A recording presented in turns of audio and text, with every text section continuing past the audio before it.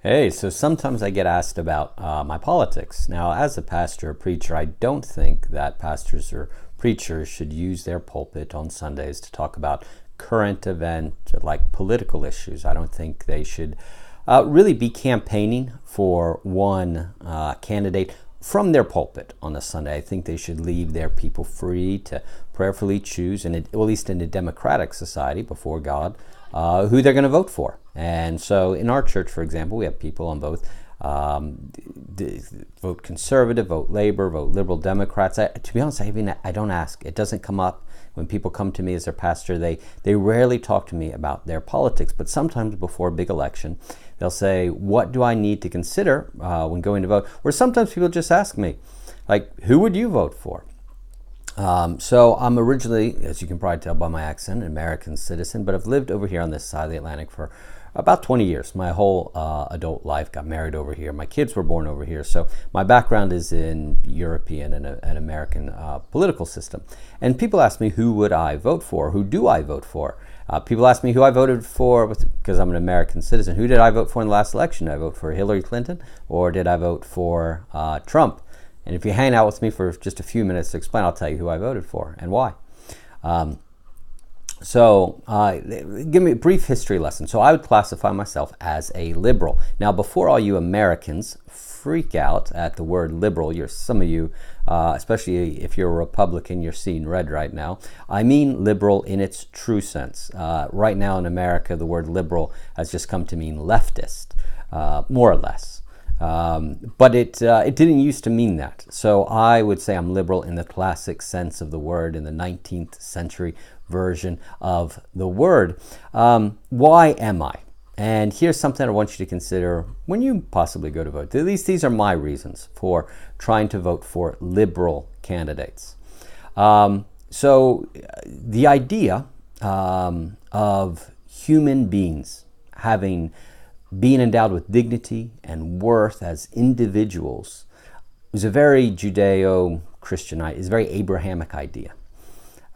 Moses writes there in Genesis how God created man and woman in his image. And so that in Judaism, long before Christianity came along, mankind had value, and they had value independently of how much money they earned or what political status they have.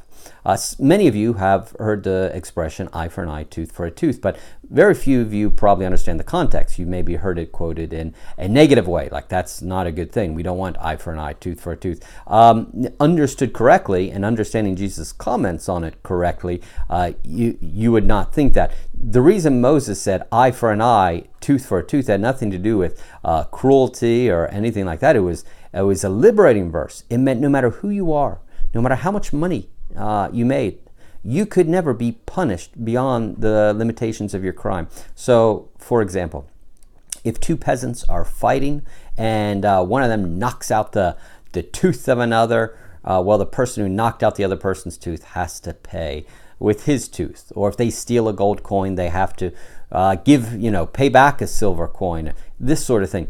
Well, here's the thing where that came from. The law for it doesn't change regardless of how rich you are. It doesn't change regardless if you have a lot of political power or not. These things, this was the law, and there wasn't a separate law for peasants or poor people or rich people. It was for those of you who are all like into equality and yay, equality is our thing, and you wave like little equality flag, like you should really be into eye for an eye, tooth for a tooth, because it made everyone equal, which is different than other laws of the time. Hammurabi's Code, for example, would have one set of laws for peasants, one for rich people, merchants class. It was sort of a classless. Moses' law was sort of classless, and it didn't recognize political class and merchant class and this class. This was the law, and the punishment should fit the crime. Eye for an eye, tooth for a tooth. Why? Because all individuals are created with dignity, worth, and value. So Christianity comes along and adopts this idea and applies it in different ways as it spreads throughout the Roman Empire. One way, was very pro-woman in that, it countered the Greco-Roman idea that it was fine for men to commit adultery, but not for women. Christianity was very clear in the Greco-Roman Empire that it was wrong for a man to commit adultery, just like it was wrong for a woman to commit adultery. Why? Because both men and women are created in the image of God. So this idea was in Judaism, it was in Christianity, and as Christianity spread throughout Europe, there was this mixture of, paganism, old pagan Europeans, and political power, but the new Christianity. And Europe, I don't know, you can argue about how fully it ever became truly Christian, but the Christian parts of Europe were definitely revolved around monasteries. Monasteries is where the Bibles were translated and read and where real faith was lived out. And this idea about the dignity of individual was there. You could find it in Augustine's Confessions, for example, in the individual experience before God. Along comes Martin Luther, who is an Augustinian monk, and he takes from Augustine, and he really brings it to a whole new level with the Protestant Revolution. But this wasn't something totally separate from all Christianity before. This was, it was probably in line with Augustine, but he said, the great line when he stands before the Holy Roman Emperor and the representatives of the Pope, and they're asked if he will recant his works and his words, and he says, I can't do it. My conscience is held captive to the Word of God. I cannot and I will not recant what I've written, because I must obey God, or I must obey reason, and so I can't just be told by the Pope what to believe. Now that may sound very anti-Catholic, but actually going back far enough to Augustine and whatnot, you'd actually find probably a lot of church fathers that would agree with that. We should obey the Word of God first and foremost, above all others. And I know I have a number of Catholics that follow me. You may try to disagree, but really, I've seen what some of you post about, the current Pope, Pope Francis. He does come out with saying some real crazy stuff every now and then. And I've seen some of the times you've disagreed with him. Why do you feel free to disagree with the Pope on social media? Probably because of Martin Luther. Okay? Back then, 500 years ago, when people didn't openly disagree with the Pope, Martin Luther kind of broke with tradition and openly doing that. And now you guys feel free to say, I like Pope Benedict more than Pope Francis, or this and that, or whatever. It's because you probably have a little more Protestantism that you realize as you have a Bible in your house, translated into a language you can actually read. But anyway, so but the individual, the liberty of the individual, the worth of the individual was in Christianity before Protestantism. It was part of monastic Catholicism, and as Luther was an Augustinian monk, it became very core and very central to Protestantism. As European history went on, there was the Enlightenment, and the Enlightenment wanted to kind of push God slowly out of the equation and exalt human reason. But of course, how do you define the worth of the individual? Think of Enlightenment works like the dignity and the rights of man. They came out of the French Revolution, Declaration on the Rights of Man. Where do you get that from in a totally secular universe? You don't. But what came out of the Enlightenment and the Revolution and it was humanism. It was humanism, and it was what we call liberalism at the day. In the 19th, certainly it evolved into the 19th century, really. You would have had this sort of liberalism that wanted to affirm a lot of Christian morality while trying to get rid of the theology. And so they believed that individuals were created with dignity, rights, and democracy was a good thing because voters know what's best. And if you just give people enough liberty, then human prosperity will come. And so they're borrowing from Christianity, but they're trying to take away its theological context. Now this began to produce, people began to have more liberty, and good things began to happen. People began to take initiative and build companies and enterprises, and the economies started growing, and liberalism worked pretty well. It just didn't, without it being Christian, it didn't have a theological, or philosophical underpinnings to explain why.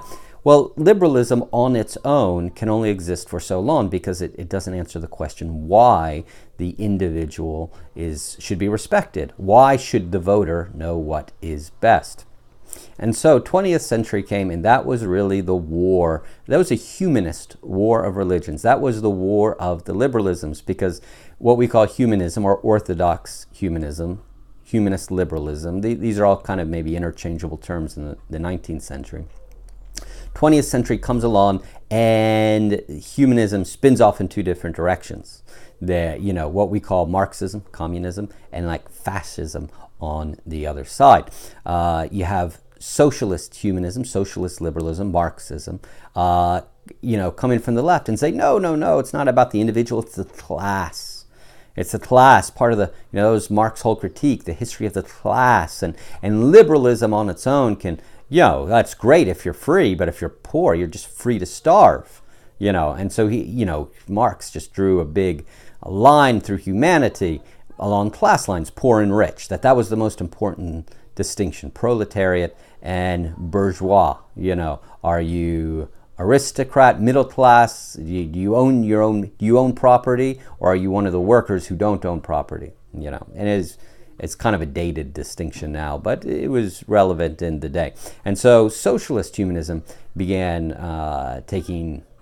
gaining momentum. But then from the other side, Charles Darwin came along, produced evolution, and his theories about survival of the fittest came along, and then you had evolutionary humanism, or what became known as fascism, nationalism. The most extreme form of this, of course, is the Nazis in the 20th century. And so liberalism diverged to the left with Marx, and to the right with, Hitler didn't invent it, he inherited it, but, Nietzsche, Darwin. Nietzsche would be like the philosopher that evolutionary humanists hold to, with his ideas of the Superman. And they don't see war as bad. They see war as a necessary thing to advance. That's how the strong separate themselves from the weak. That's how evolution goes forward. You have to... Nature is red, tooth and claw. Why shouldn't humanity be too? Let the strong be strong. So evolutionary humanists didn't really care for classical liberalism, because it said everyone had dignity and worth because they were created in the image of God. Well, at least that was Christian liberalism. Secularism just said they had dignity and worth. Evolution, the fascists said, no, some of us are stronger, smarter, brighter than others, and our value should come from those things. And so throughout, at the beginning of the 20th century, it looked like everyone was just going to be liberal, and the world was going to be liberal and classically liberal. And then Marxism and nationalism and fascism come along. And the 20th century is just one long war, humanistic war. It's the different war of the humanisms. These secular ideologies fighting and killing each other. And it looked for a long time like liberalism was just going to die, like classical Orthodox liberalism was going to die, and socialist humanism, Marxism or fascism was going to win. Most of the time it looked like Marxism was going to win. Most of our movies and stories about Hitler and how bad he was, and he certainly was, but he didn't have the biggest body count of the 20th century, like socialist humanism, Marxism, communism killed a lot more people.